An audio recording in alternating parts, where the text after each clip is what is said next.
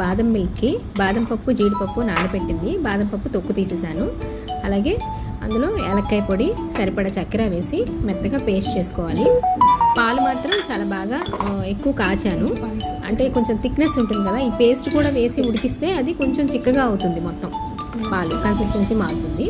So అందుకని మెత్తగా paste చేసుకుని అందులో కలిపేసేసి దాన్ని కలుపుతూ వేడి చేయాలి, మళ్ళీ పొయ్యి మీద పెట్టి.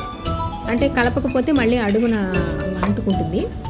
సో అది గరిటెతో తిప్పుతూ దాన్ని ఒకసారి బాయిల్ చేసుకోవాలి. బాయిల్ చేసుకున్న తర్వాత అందులో సరిపడా కొంచెం కుంకుమ పువ్వు కూడా వేసేసుకొని, కావాలంటే మీకు తొక్కులు వస్తున్నాయంటే వడగట్టుకోవాలి, లేకపోతే అలాగే కొంచెం చల్లారిన తర్వాత ఫ్రిడ్జ్లో పెట్టుకుని ఒక 2 hours దానిపైన కొంచెం ఈ జీడిపప్పు బాదపప్పు ఫ్లేక్స్ లాంటివి కూడా వేసుకుంటే మధ్యలో తగులుతూ బాగుంటుంది.